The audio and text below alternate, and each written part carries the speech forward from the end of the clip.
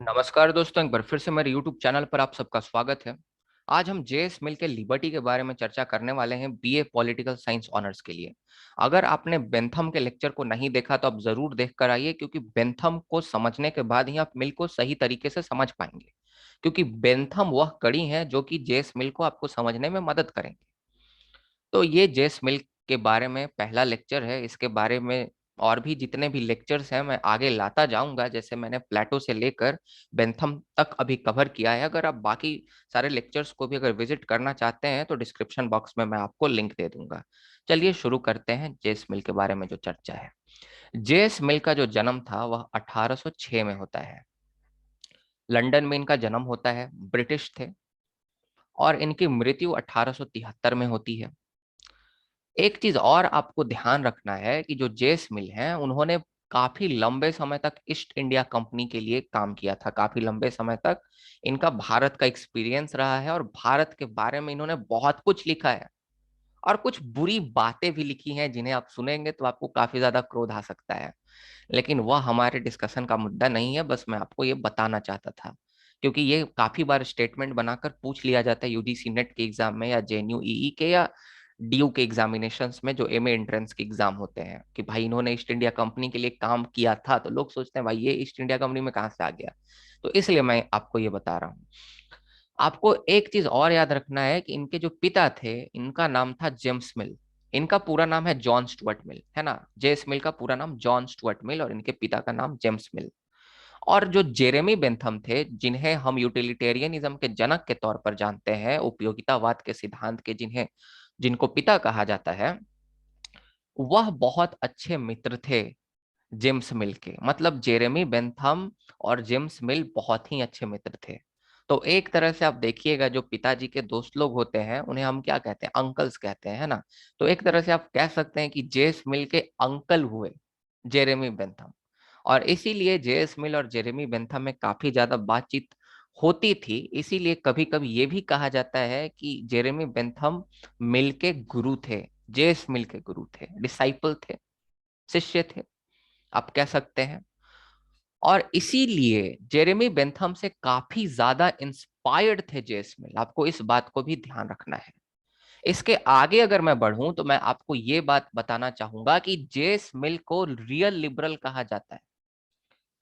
जेस मिल को real liberal इसलिए कहा जाता है क्योंकि इससे पहले कोई भी राजनैतिक चिंतक ऐसा नहीं हुआ, पॉलिटिकल थिंकर ऐसा नहीं हुआ जिसने कंप्लीट थ्योरी ऑफ लिबर्टी हमारे सामने पेश की है। किसी ने भी पूरी तरह से स्वतंत्रता के सिद्धांत को हमारे सामने नहीं रखा जेस मिल के पहले। आप आर्ग्यूमेंट दे सकते हैं कि जॉन लॉक ने तो बात की थी, जॉन लॉक ने नेचुरल राइट्स की बात की थी। जॉन लॉक कहते हैं कि हमारे पास 3 नेचुरल राइट्स हैं, उसमें राइट टू लिबर्टी भी तो शामिल था। आप कह सकते हैं इस बात को। लेकिन आप मेरी बात को समझने की कोशिश कीजिए। मैंने जॉन लॉक के लेक्चर्स में भी बताया है, जॉन लॉक का जो अंतिम मकसद था वह था पूंजीवाद को प्रमोट करना, पूंजीवाद को बढ़ावा देना। जॉन लॉक बुर्जुआ के थिंकर थे, आपको इस चीज को ध्यान रखना चाहिए। इसीलिए जॉन लॉक ने एक कंप्लीट थ्योरी दी है राइट टू प्रॉपर्टी की। अगर आप देखिएगा तो जॉन लॉक कहते हैं कि हम किस प्रकार से संपत्ति का अर्जन कर सकते हैं, उसमें क्या क्या लिमिटेशंस है, सब चीज के बारे में जॉन लॉक लिखते हैं। लेकिन जिस प्रकार से उन्होंने राइट टू प्रॉपर्टी की बात की, क्या सेम तरीके से उतने ही बृहद तौर से डिटेल में क्या उन्होंने कभी राइट टू लिबर्टी की बात कही? नहीं, बिल्कुल नहीं कही। यही कारण है कि जेस मिल को हम लोग रियल लिबरल कहते हैं, क्योंकि वह ऐसे पहले चिंतक थे जिन्होंने हमारे सामने कंप्लीट थ्योरी ऑफ लिबर्टी को पेश किया। एक चीज आपको और ध्यान रखना है कि जेस मिल जो है वह क्लासिकल लिबरल्स और जो उसके बाद मॉडर्न लिबरल्स आते हैं दोनों के बीच में कनेक्टिंग लिंक है। क्लासिकल लिबरल्स जो है उनका फोकस रहता है निगेटिव लिबर्टी पर। तो इसीलिए क्लासिकल लिबरल और जो पॉजिटिव लिबर्टी होता है, पॉजिटिव लिबर्टी को सपोर्ट करते हैं जो मॉडर्न लिबरल्स होते हैं वह। इसीलिए आप कह सकते हैं कि ये दोनों कॉन्सेप्ट्स के बीच में जेस मिल एक कड़ी है, एक ट्रांजिशन पीरियड के थिंकर थे जो जेस मिल थे। और जेएस मिल भी निगेटिव लिबर्टी की ही बात करते हैं, जो नकारात्मक स्वतंत्रता है उसकी ही बात करते हैं। लेकिन इनके बाद फिर जो पॉजिटिव लिबर्टी का जो कॉन्सेप्ट है, सकारात्मक स्वतंत्रता, इसका कॉन्सेप्ट आगे आने लगा था, इसीलिए मैं इस चीज को बता रहा हूं। अब निगेटिव लिबर्टी और पॉजिटिव लिबर्टी होता क्या है? अब यहाँ निगेटिव शब्द को देखकर स्टूडेंट्स कंफ्यूज होते हैं। निगेटिव देखकर उनको लगता है अच्छा निगेटिव लिबर्टी मतलब निगेटिव लिबर्टी माने लिबर्टी निगेटिव है, माने लिबर्टी है ही नहीं। नहीं, देखिए इसको ऐसे नहीं इंटरप्रेट करते। यहाँ निगेटिव शब्द का मतलब है किसी चीज का ना होना, और वह क्या है? वह है बाहरी प्रतिबंध। अगर आपके ऊपर कोई एक्सटर्नल रिस्ट्रिक्शन नहीं है, if there is no external restriction imposed upon you, I could rather say that you have the negative liberty. अगर आपके ऊपर अगर किसी ने बाहरी प्रतिबंध नहीं लगा के रखे हैं, तो मैं कह सकता हूं कि आपके पास निगेटिव लिबर्टी है। एग्जाम्पल के तौर पर, अगर आप अभी शिक्षा ग्रहण करते हैं तो क्या आपको कोई रोक देगा? नहीं, आपको कोई नहीं रोकेगा। क्या सरकार ने ऐसे कोई कानून बनाए हैं कि इस जाति के लोग, इस धर्म के लोग नहीं पढ़ाई करेंगे? बिल्कुल नहीं। तो आपके पास एडुकेशन के लिए निगेटिव लिबर्टी है, आपके ऊपर कोई बाहरी प्रतिबंध नहीं है। लेकिन आपके पास पॉजिटिव लिबर्टी है कि नहीं? देखिए, पॉजिटिव लिबर्टी का मतलब होता है आंतरिक प्रतिबंधों का ना होना, the absence of internal constraints. मान लीजिए आपके पास निगेटिव लिबर्टी है, फॉर एग्जाम्पल कि आपको शिक्षा का अधिकार है, सरकार ने ऐसे कोई कानून नहीं बनाया, समाज आपको नहीं रोक रही पढ़ने से। लेकिन अगर आपके पास बुद्धि ही नहीं है, आप पढ़ने में बहुत ज्यादा कमजोर हैं, या फिर आप थोड़े अनसाउंड माइंड के हैं, तो इसका यह मतलब हुआ कि आपके ऊपर कोई बाहरी प्रतिबंध तो नहीं है, लेकिन आपके ऊपर आंतरिक प्रतिबंध है। आंतरिक प्रतिबंध है, इसका मतलब आपके पास पॉजिटिव लिबर्टी नहीं है ना? इस चीज को आप समझने की कोशिश कीजिए। मैं दो तीन और एग्जाम्पल देता हूं। मोहन एक स्टूडेंट है। मोहन जो है वह बैंगलोर जाना चाहता है। अब बैंगलोर जाना चाहता है और उसके पास एक कार है ना, और उसके पास काम भर पैसे भी हैं। तो और मोहन रहता है दिल्ली में, दिल्ली से बैंगलोर जाना चाहता है। तो सरकार ने कोई बाहरी प्रतिबंध नहीं लगा के रखे कि आप दिल्ली से बैंगलोर नहीं जा सकते हैं। तो मोहन के पास निगेटिव लिबर्टी है, उसके पास नकारात्मक स्वतंत्रता है, क्योंकि कोई बाहरी प्रतिबंध नहीं है उसके ऊपर। तो मोहन के पास अभी निगेटिव लिबर्टी है। मोहन के पास क्षमता भी है दिल्ली से बैंगलोर जाने की, मतलब कोई आंतरिक प्रतिबंध भी नहीं है उसके पास। उसके पास एक गाड़ी है, उसके पास काम भर पैसे हैं, रोड है, वो चलाकर जा सकता है। तो इस कंडीशन में मोहन के पास निगेटिव लिबर्टी और पॉजिटिव लिबर्टी दोनों है, क्योंकि बाहरी प्रतिबंध भी नहीं है, कोई आंतरिक प्रतिबंध भी नहीं है। दूसरा एग्जांपल लेते हैं। मोहन दिल्ली से बैंगलोर जाना चाहता है। सरकार ने कोई ऐसे कानून नहीं बनाए जो कि उसको रोक रहे हैं, लेकिन मोहन के पास जाने के लिए पैसे नहीं है, मोहन के पास गाड़ी नहीं है। तो इस बार बाहरी प्रतिबंध तो नहीं है मोहन के ऊपर, लेकिन मोहन में आंतरिक प्रतिबंध है। मतलब उसके पास इतनी क्षमता नहीं है, एबिलिटी नहीं है कि वह दिल्ली से बैंगलोर जा पाए। तो ये दूसरे कंडीशन में मोहन के पास निगेटिव लिबर्टी तो है, लेकिन उसके पास पॉजिटिव लिबर्टी नहीं है। तीसरा एग्जांपल लेते हैं। मोहन के पास कार है, मोहन के पास पैसा है, मतलब कोई आंतरिक प्रतिबंध नहीं है, मोहन कहीं से कहीं भी जा सकता है, माने पॉजिटिव लिबर्टी है इस टाइम। लेकिन सरकार ने लॉकडाउन लगा के रखा है, दिल्ली की सरकार कह रही है कि नहीं अभी बैंगलोर मत जाओ। तो इस कंडीशन में बाहरी प्रतिबंध है, सरकार यहां प्रतिबंध लगा रही है। तो इस कंडीशन में मोहन के पास पॉजिटिव लिबर्टी तो है, लेकिन उसके पास निगेटिव लिबर्टी नहीं है।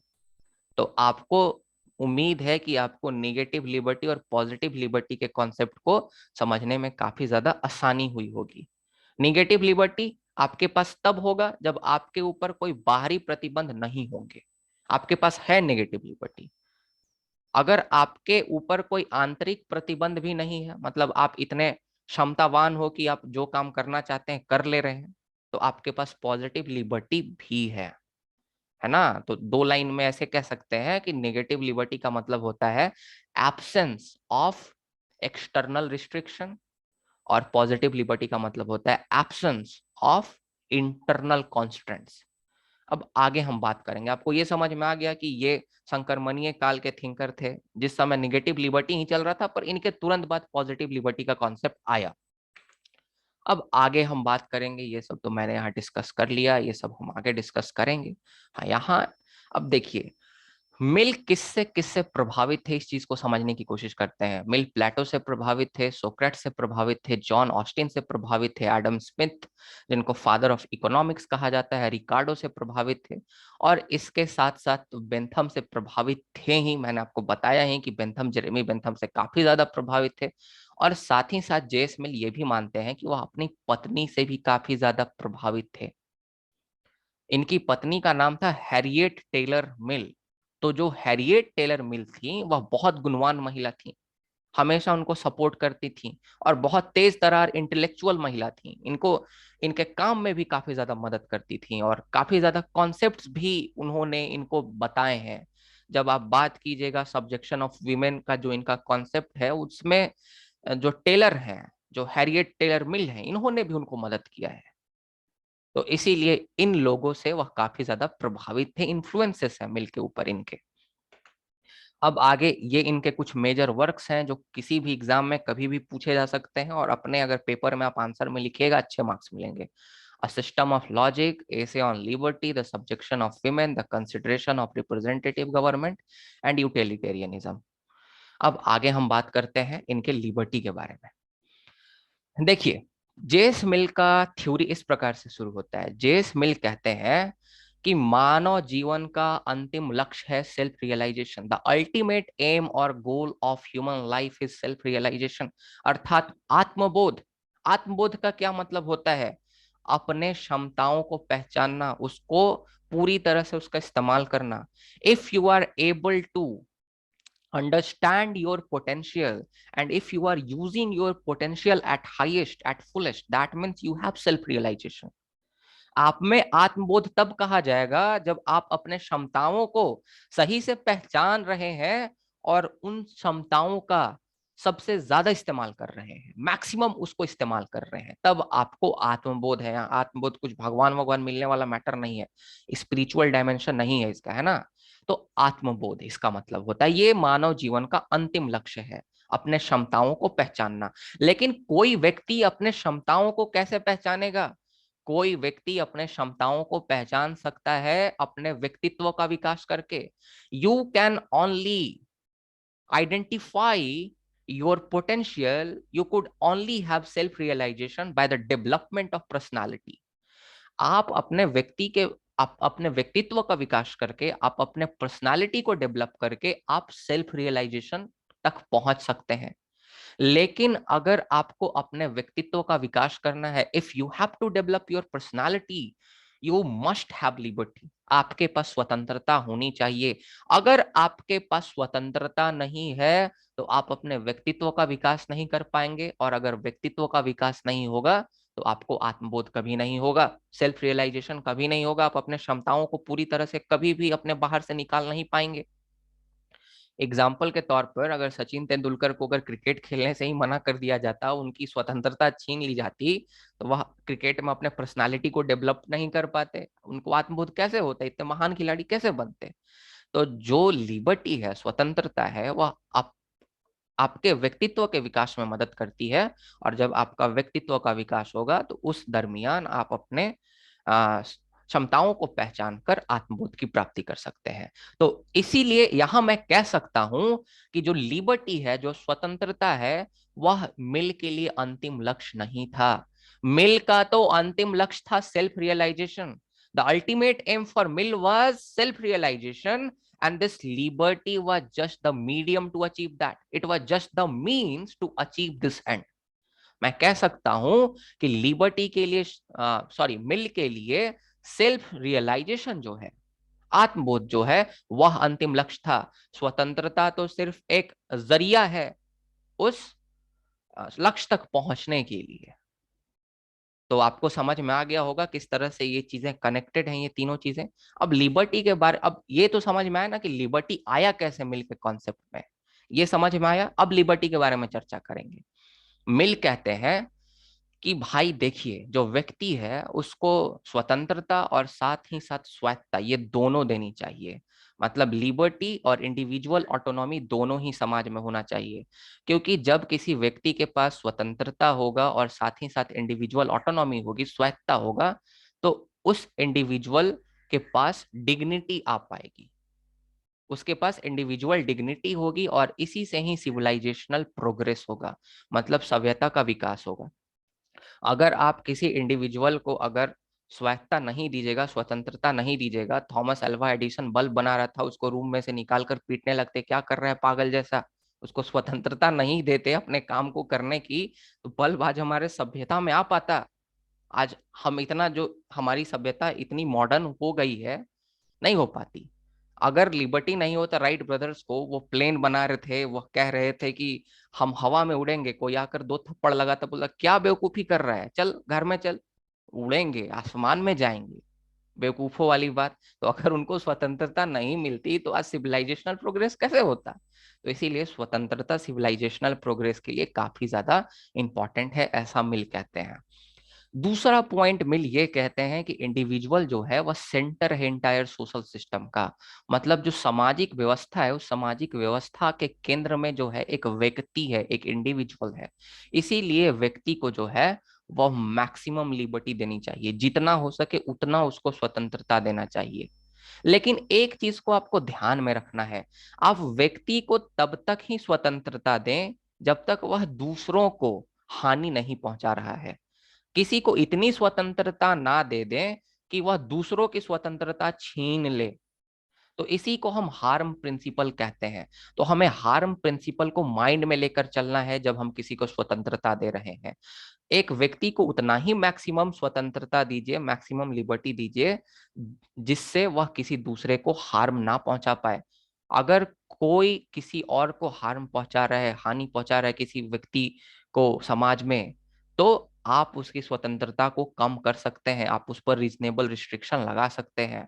इसका मतलब हम ये कह सकते हैं कि हर एक व्यक्ति की स्वतंत्रता को मिल सपोर्ट करते हैं, है ना। क्योंकि मिल का ये मानना था, अगर एक को अगर किसी भी कोई भी चीज करने का लाइसेंस दे दीजिएगा, तो वह दूसरे के स्वतंत्रता के लिए जो है वह एक बहुत बड़ा हेक्टिक टास्क हो जाएगा। फिर दूसरा लोग अपने स्वतंत्रता को जो है वह सही से इंजॉय नहीं कर पाएगा। इसीलिए हार्म प्रिंसिपल को दिमाग में लेकर चलना, इसी को हार्म प्रिंसिपल कहा जाता है, आपने बहुत बार सुना होगा। आगे मिल कहते हैं कि अगर ओपिनियन हो एक इंडिविजुअल का और एक ओपिनियन हो कम्युनिटी का, अगर दोनों के बीच में क्लैश हो, तो उसमें हमें ओपिनियन ऑफ इंडिविजुअल को जो है उसको ज्यादा वरीयता देना चाहिए, उसको ज्यादा हमें तवज्जो देना चाहिए, प्रेसिडेंस देना चाहिए। क्योंकि मिल के लिए इंडिविजुअल्स जो हैं वह काफी ज्यादा इंपॉर्टेंट है। देखिए, मिल एक थे लिबरल, और उदारवाद का जो लिबरलिज्म का कॉन्सेप्ट है यह यही कहता है कि व्यक्ति सबसे ज्यादा महत्वपूर्ण है। व्यक्ति और समाज में किसको महत्व दें, व्यक्ति को महत्व दीजिए। तो ये एक लिबरल थे, तो कहेंगे ही कि भाई व्यक्ति को ज्यादा महत्व दो, समाज और जो समुदाय है उससे अधिक। अगर दोनों के बीच में अगर कोई विरोधाभास होता है तो उसमें व्यक्ति को सपोर्ट करो, उसके ओपिनियन को सपोर्ट करो। तो इसीलिए तो कॉमन सी बात है, कोई भी लिबरल यही करता है।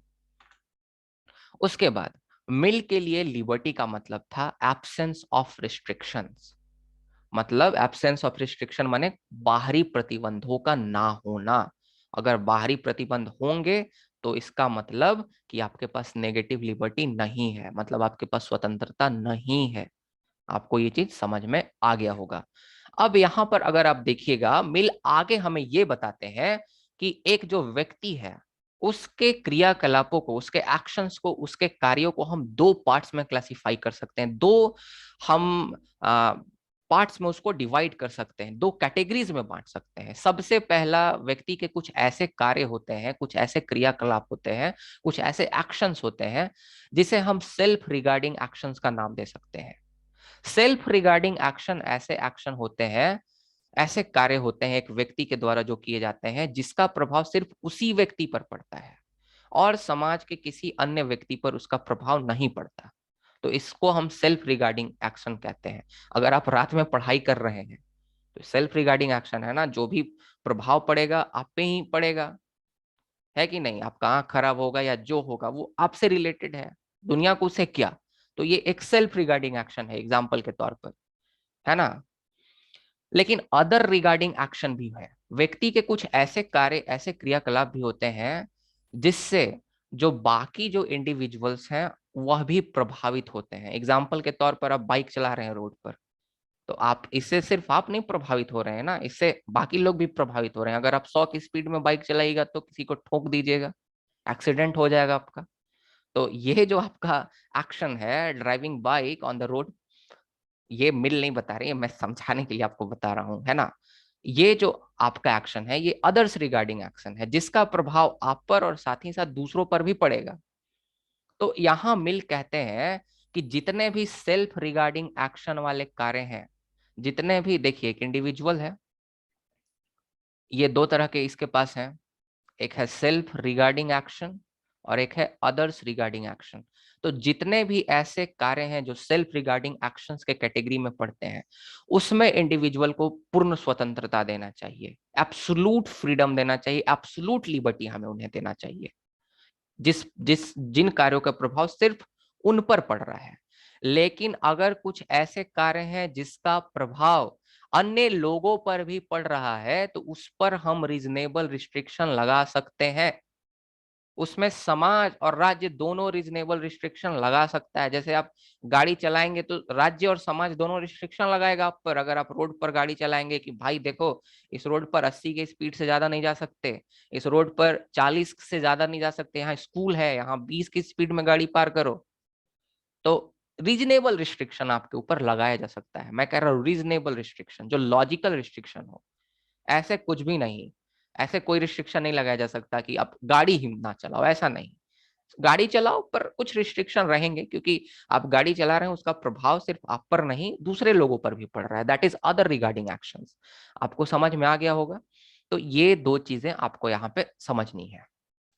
इसके आगे मिल ये भी कहते हैं कि सिर्फ राज्य नहीं बल्कि समाज भी व्यक्ति के स्वतंत्रता पर रिस्ट्रिक्शन लगाता है, प्रतिबंध लगाता है। जो समाज है वह भी व्यक्ति के स्वतंत्रता को जो है वह छीनने की कोशिश करता है राज्य के साथ साथ।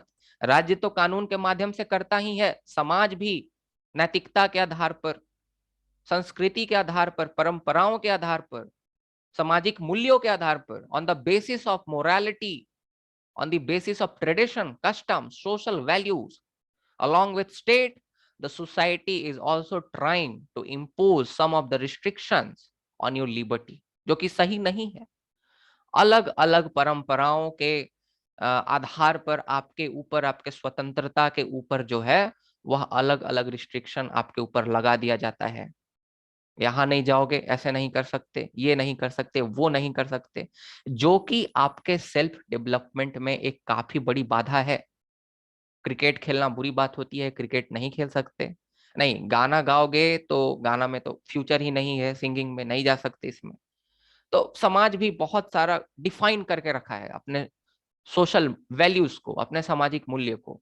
जैसे समाज और इनफैक्ट परिवार भी, ये मिल कह रहे हैं, ये मैं नहीं कह रहा, ये मिल भी कह रहे हैं कि इनफैक्ट परिवार भी, समाज के साथ साथ परिवार भी इन्हीं मूल्यों, इन्हीं परंपराओं, इन्हीं संस्कृतियों के आधार पर आप पर प्रतिबंध लगाता है, आपके स्वतंत्रता को छीनने की कोशिश करता है, जो कि बिल्कुल गलत है। क्योंकि आप इससे अपने आप को डेवलप नहीं कर सकते, आपका सेल्फ डेवलपमेंट नहीं होगा, आपकी पर्सनालिटी डेवलप नहीं होगी। और अगर आपकी पर्सनालिटी डेवलप नहीं होगी, सेल्फ डेवलपमेंट नहीं होगा, तो आप सेल्फ रियलाइजेशन को कैसे प्राप्त करेंगे, आत्मबोध आपको कैसे होगा। इसीलिए मिल कहते हैं कि समाज को भी कोई अधिकार नहीं है मोरालिटी, ट्रेडिशन, कस्टम और सोशल वैल्यूज के नाम पर व्यक्तियों के स्वतंत्रता को छीनने की। इनफैक्ट जो परिवार है, परिवार का भी कोई अधिकार नहीं है। अगर एक व्यक्ति है, अगर एक सदस्य है परिवार में, तो परिवार उसको गाइड कर सकता है कि देखो ये तुम्हारे लिए सही है, ये गलत है, लेकिन वह परिवार उस डिसीजन को उस व्यक्ति पर इंपोज ना करे, जबरदस्ती उसको ना थोपे। व्यक्ति को डिसीजन लेने दे। Individual should decide about their future, not the family or the society. But it is happening even today. The society and the family, in fact, they are just imposing various type of restriction on our liberty on the name of morality, tradition, custom and social values. That's true. मुझे उम्मीद है कि आपको ये समझ में आया होगा। साथ ही साथ मिल राज्य से ये भी अपील करते हैं कि राज्य ऐसे कानून बनाए जिससे एक व्यक्ति के स्वतंत्रता में वृद्धि हो। राज्य ऐसे कानून ना बनाए जिससे एक व्यक्ति की स्वतंत्रता छीन ली जाए। हाँ, राज्य रीजनेबल रिस्ट्रिक्शन लगा सकता है, लेकिन राज्य जो है वह कुछ अनरीजनेबल रिस्ट्रिक्शन लगाने की कोशिश ना करे। राज्य को हमेशा यही प्रयास करना चाहिए to the fullest that it should make such a law that it should increase the liberty of any individual in the society. आगे आप देखिएगा तो जो मिल है वह 3 प्रकार के लिबर्टीज को जो है वह आइडेंटिफाई करते हैं अपने थ्योरी में। कहते हैं देख भाई, ये जो 3 लिबर्टी है ना, these are most important: freedom of speech and expression, freedom of profession and freedom to form association. और इसके लिए जो मिल है आर्ग्यूमेंट भी करते हैं। ये 3 जो आपके सबसे इंपॉर्टेंट लिबर्टीज हैं, इनके लिए आर्ग्यूमेंट करते हैं। अब मिल कह रहे हैं कि freedom of speech and expression क्यों मिलना ही मिलना चाहिए लोगों को, इंडिविजुअल्स को। सबसे पहला उनका आर्ग्यूमेंट है, सबसे पहला ये हमें समझाने की कोशिश करते हैं कि देखिए, ह्यूमन बींग्स को भगवान ने एक गिफ्ट देकर रखा है, freedom of speech and expression. Human being ही धरती पर ऐसे लोग हैं जो कि बोलकर अपने भावनाओं को व्यक्त करते हैं। बाकी कोई भी स्पीसीज ऐसा नहीं है धरती पर जो कि बोलकर अपने भावनाओं को एक दूसरे तक व्यक्त करता हो। तो इसीलिए हमें सबसे पहले भगवान के द्वारा दी गई इस इनाम का, इस गिफ्ट का हमें सबसे पहले रिस्पेक्ट करना चाहिए। इसीलिए सबके पास स्पीच और एक्सप्रेशन का राइट होना चाहिए। दूसरा, ये आर्ग्यू करते हैं कि देखिए, जो ट्रुथ है, जो सच्चाई है, जो सत्य है, वह बहुत बृहद है। जो सच है वह बहुत विशाल है। ट्रुथ बहुत विशाल है और किसी एक व्यक्ति को ट्रुथ नहीं पता और कोई एक व्यक्ति ट्रुथ नहीं जानता, लेकिन सभी व्यक्ति कुछ ना कुछ ट्रुथ जरूर जानते हैं। तो इसीलिए अगर आप लोगों को स्पीच एंड एक्सप्रेशन का अगर आप लिबर्टी दीजिएगा, स्वतंत्रता दीजिएगा, तो वह अपनी बातों को, अपनी भावनाओं को आप तक व्यक्त कर पाएंगे। और सभी के बातों में कुछ ना कुछ सच्चाई है, तो सब सच्चाई को अगर मिला दिया जाए तो आप जो अल्टीमेट ट्रुथ है, जो अंतिम, जो परम सत्ता है, परम सत्य है, उस तक आप क्लोज पहुंच पाएंगे। तो इसीलिए freedom of speech and expression को वह कहते हैं कि सबको देना चाहिए, तब हम सच्चाई तक पहुंच पाएंगे, क्योंकि एक व्यक्ति सच्चाई नहीं जान सकता। अगर एक व्यक्ति, देखिए एक और एग्जाम्पल देते हैं, मतलब मैं अपने तरफ से एक एग्जाम्पल दे रहा हूं। आपने एक दृष्टांत सुना होगा, है ना? जैसे 4 अंधे लोग होते हैं, 4 अंधे लोगों को कहा जाता है कि भाई एक हाथी को छुओ, एक एलिफेंट को, an elephant, go and touch the elephant. एक व्यक्ति जो होता है वह हाथी का सूंड छूता है। जब उसका सूंड छूता है तो उसे पूछा जाता है भाई हाथी कैसा है, तो कहता है हाथी तो लचीला है, हाथी जो है सिलिंड्रिकल शेप का है। दूसरा जाता है, दूसरा जाकर हाथी के कान छूता है, कहता है हाथी सूप के तरह है। सूप, आप सूप जानते होंगे ना, सूप पीने वाली सूप की बात नहीं कर रहे, जो चावल होता है वह, उसको फटका जाता है इन बिहार एंड झारखंड और इन इवन इन यूपी, तो उसको हम सूप कहते हैं। बड़ा बड़ा होता है, हाथी के कान के जैसा। तो तीसरा व्यक्ति जाता है, पूंछ छूता है हाथी का, कहता है भाई हाथी कैसा, उससे पूछा जाता है, कहता है हाथी सांप की तरह है, छोटा सा है। चौथा व्यक्ति जाता है, चौथा हाथी के पांव को छूता है, कहता है नहीं हाथी तो पिलर के जैसा है, पूरा सिलेंड्रिकल शेप का। तो सच कौन बोल रहा है? सच सभी बोल रहे हैं। तो यही चीज यहाँ पे मैं समझाने की कोशिश कर रहा हूं कि ये जो सच्चाई है, जो सत्य है, उसी हाथी के समान है, बहुत विशाल, और कोई एक व्यक्ति उसको नहीं समझ सकता। सभी के पास कुछ ना कुछ सच्चाई है, इसीलिए सबको हमें मौका देना चाहिए बोलने का। आगे ये भी कहते हैं जेस मिल कि अगर किसी व्यक्ति का विचार अगर पूरे बहुमत के खिलाफ भी हो तो उसको बोलने का अधिकार देना चाहिए। क्योंकि कभी कभी क्या होता है कि 99 पिक्स जो हैं उनका राय गलत होता है और एक वाइस मैन का राय सही होता है। बहुत सारी एग्जांपल्स हैं इसके। एग्जाम्पल लीजिए, जब रोमन अंपायर था, तो उसमें कॉपरनिकस ने सबसे पहली बार कहा कि जो अर्थ है, अर्थ तो भाई सूर्य के चारों तरफ घूम रहा है, सूर्य केंद्र में है। उसने बोला कि हेलोसेंट्रिक है हमारा सोलर सिस्टम। अब उसको चर्च ने पकड़ लिया, बोला कि क्या बेवकूफी कर रहा है, बाइबल और हमारे जो रिलीजियस स्क्रिप्चर है लिखा हुआ है उसमें कि अर्थ सेंटर में है, सूर्य चारों तरफ अर्थ के घूम रहा है, करेगा तू बेवकूफी वाला बात। और उसको पनिशमेंट दे दिया जाता है। इसी तरह ब्रूनो को जला दिया जाता है। ब्रूनो ने भी क्वेश्चन करने की कोशिश की थी। अब ये बताइए कि वहां जो रोमन अंपायर में थे 99.99% लोग जो थे वह यही मानते थे कि धरती केंद्र में है और सूर्य चक्कर लगा रही है। लेकिन एक कॉपरनिकस बंदा ऐसा हुआ जो सबको चैलेंज किया। तो इसीलिए अगर किसी का विचार अगर पूरे मेजोरिटी के खिलाफ भी हो तो उसको बोलने का अधिकार जरूर देना चाहिए।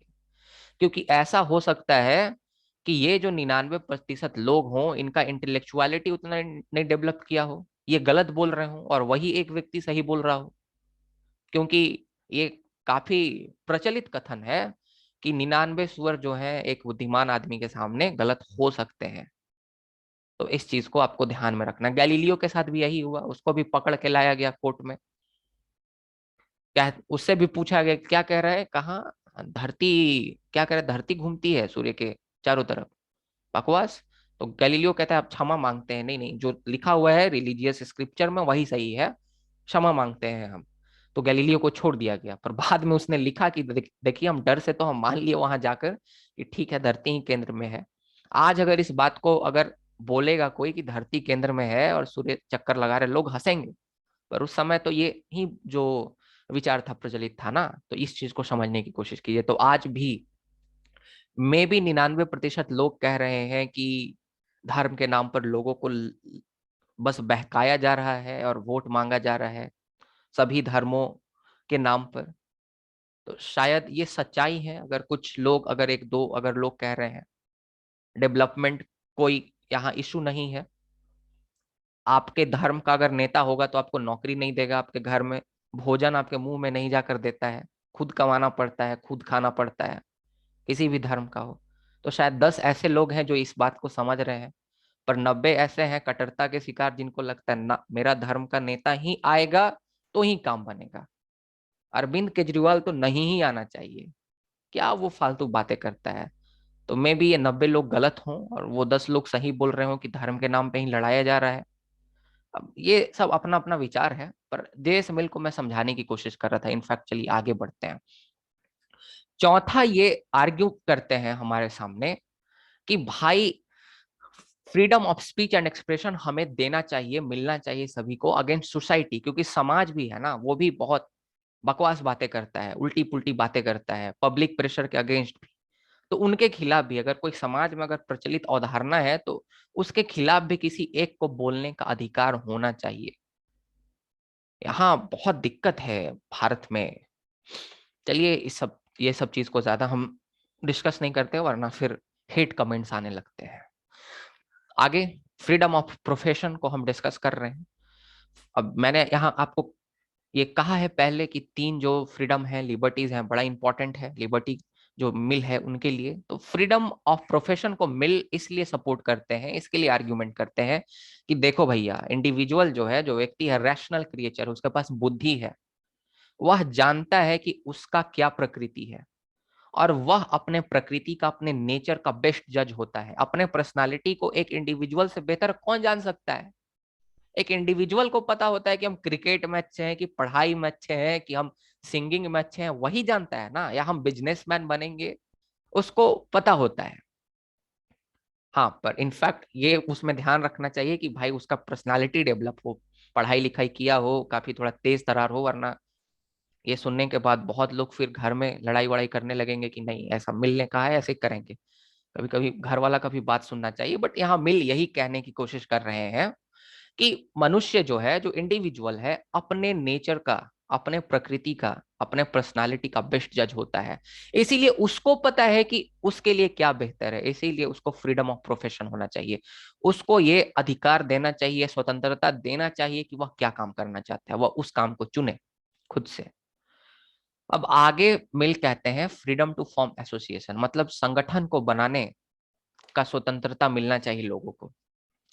देखिए, विद्यालय, school, that is also a type of association, right. होता क्या है कि जब हम किसी एसोसिएशन के पार्ट होते हैं तो हम वहां से टीम स्पिरिट के गुण सीखते हैं। अगर हम सिर्फ परिवार में रहेंगे तो हम सिर्फ अपने स्वहित के बारे में सोचते रहेंगे, अपने परिवार के बारे में सोचते रहेंगे, और हम लोग सेल्फिश बन जाएंगे, स्वार्थी बन जाएंगे। लेकिन आप अगर संगठन के का हिस्सा होते हैं तो आप संगठन में लोगों की मदद भी करते हैं। इससे आप टीम स्पिरिट सीखते हैं, ह्यूमन वैल्यूज सीखते हैं। तो सबसे पहला इसीलिए फ्रीडम टू फॉर्म एसोसिएशन। कोई भी व्यक्ति अगर किसी भी एसोसिएशन को बनाएगा और या उसका मेंबर बनेगा तो टीम स्पिरिट सीखेगा, सबसे पहला फायदा। दूसरा, एसोसिएशन में, संगठन में रहिएगा तो अपने विचारों को भी व्यक्त कर पाइएगा। You can even share your thoughts, that what is your thought, what is your thinking, and like that आपके पास freedom of speech and expression को भी कॉम्प्लीमेंट करने का एक रास्ता मिल जाएगा। Freedom of speech and expression बहुत इंपॉर्टेंट है, सबसे पहले उसी को प्रेसिडेंस दे रहे हैं जो मिल है। तो एक तरह से अगर आप एसोसिएशन का पार्ट रहिएगा, मेंबर रहिएगा, तो आप अपने freedom of speech and expression को भी बेहतर तरीके से इसका इस्तेमाल कर सकते हैं। तो इसीलिए कह सकते हैं कि ये एक तरह से कॉम्प्लीमेंट करता है freedom of speech and expression को, मतलब उसका पूरक है ना। इस चीज को आपको ध्यान में रखना है। आगे, आप किसी भी एसोसिएशन के सदस्य होते हैं तो आपको डाइवर्स एक्सपीरियंस मिलता है, अलग कल्चर के लोग से आप मिलते हैं, अलग अलग विचारों से आप अवगत होते हैं, और इससे आपका जो व्यक्तित्व है, आपके व्यक्तित्व का विकास होता है, आपका सेल्फ डेवलपमेंट होता है, क्योंकि आपको काफी ज्यादा ज्ञान प्राप्त होता है। और जब सेल्फ डेवलपमेंट होगा तब आत्मबोध की प्राप्ति होगी, अकॉर्डिंग टू मिल, है ना। Self realisation, and that is the ultimate aim जो मिल अचीव करना चाहते हैं। अब मिल को क्रिटिसाइज भी किया गया है, मेनली जो सर अर्नेस्ट बार्कर हैं वो इनको क्रिटिसाइज करते हैं। कहते हैं कि मिल जो है वह प्रोफेट है निगेटिव लिबर्टी, नहीं सॉरी यहाँ गलती लिख दिया, प्रोफेट ऑफ, निगेटिव लिबर्टी नहीं होगा मेरे भाई, empty liberty, prophet of empty liberty होगा। बार्कर जो है कहते हैं कि मिल जो है वह प्रोफेट है, माने गुरु है ना, गुरु है, प्रवर्तक है एम्प्टी लिबर्टी का। एम्प्टी लिबर्टी माने सूना लिबर्टी, खाली लिबर्टी, माने लिबर्टी, ये सिर्फ बात कर रहे हैं कि लोगों को स्वतंत्रता दो दो दो, लेकिन ये सही में नहीं चाहते, इनका नियत में खोट है, ऐसा इनका कहने का मतलब है। एम्प्टी लिबर्टी के प्रवर्तक है, प्रोफेट है। अब ऐसा क्यों कह रहे हैं बार्कर है, इसके पीछे दो कारण है। मिल ने राइट्स का कोई भी थ्योरी नहीं दिया, राइट्स अर्थात अधिकारों का कोई सिद्धांत नहीं दिया। और आप अपने स्वतंत्रता को किस नाम पे क्लेम कीजिएगा? आप कहते हैं कि हमारे पास जीने की स्वतंत्रता है, क्यों? क्योंकि आपके पास अधिकार है संविधान में, आर्टिकल 21, राइट टू लिबर्टी। तो आप right to life and liberty, है ना। आप कहते हैं कि फ्रीडम स्पीच एंड एक्सप्रेशन होना चाहिए, तो आपके पास अधिकार है उसका, आर्टिकल 19 आपको ये अधिकार देके रखा है हमारे भारतीय संविधान का। तो जब तक आपके पास अधिकार नहीं होगा तो आप किस आधार पर आप अपने स्वतंत्रता की मांग करेंगे? हम स्वतंत्रता की मांग करते हैं अधिकारों को नजर में रखते हुए, हम कहते हैं ये हमारा अधिकार है, ये हमारा राइट है, इसीलिए हमें ये स्वतंत्रता मिलनी चाहिए। तो मिल ने कोई भी राइट का जो है वह सिद्धांत हमारे सामने पेश नहीं किया, सबसे पहला आर्ग्यूमेंट बार्कर सर का है। और दूसरा, बार्कर कहते हैं कि देखिए, मैंने आपको बताया ना कि मिल कहते हैं कि सेल्फ रिगार्डिंग एक्शन और अदर्स रिगार्डिंग एक्शन में जो है चीजों को क्लासिफाई करो। तो उन्होंने जितने भी चीजों को क्लासिफाई किया सबको अदर रिगार्डिंग एक्शन में डाल दिया, कुछ चीजों को छोड़कर। मतलब सब पर वह कह रहे हैं कि कहीं ना कहीं रीजनेबल रिस्ट्रिक्शन लगाया जाए। तो सही मायनों में वह हमें लिबर्टी देने का कोशिश नहीं कर रहे हैं, जितना वह कह रहे हैं उतना हमें दे नहीं रहे हैं। एग्जाम्पल के तौर पर मैं आपको कह रहा हूँ कि आपको मैं 10 काम करने की आजादी देता हूँ, उस पर आपको रिस्ट्रिक्शन नहीं होना चाहिए। सेल्फ रिगार्डिंग एक्शन वह आपका है, वह सिर्फ आपको प्रभावित करेगा। लेकिन मैं जब आप इस 10 को क्लासिफाई करने जाऊं तो इसमें से मैं 2 को सेल्फ रिगार्डिंग एक्शन में रखूं और 8 को मैं रख दूं अदर्स रिगार्डिंग एक्शन में। तो मैं कह रहा हूं स्वतंत्रता दो, स्वतंत्रता दो, ये 10 स्वतंत्रता दो, और मैं अपने क्या कर रहा हूं, 8 स्वतंत्रताओं को अदर रिगार्डिंग एक्शन में लिख रहा हूँ और कह रहा हूँ इस पर कुछ ना कुछ रीजनेबल रिस्ट्रिक्शन लगा सकते हैं, और दो को सिर्फ सेल्फ रिगार्डिंग एक्शन में रख रहा हूँ, तो ये तो एक तरह से मैं आपको बुद्धू बनाने की कोशिश कर रहा हूँ, ट्रिक करने की कोशिश कर रहा हूँ। तो ये चीज भी बारकर कहते हैं कि भाई मिल जो है वो हमें उल्लू बना रहे हैं, ट्रिक करने की कोशिश कर रहे हैं।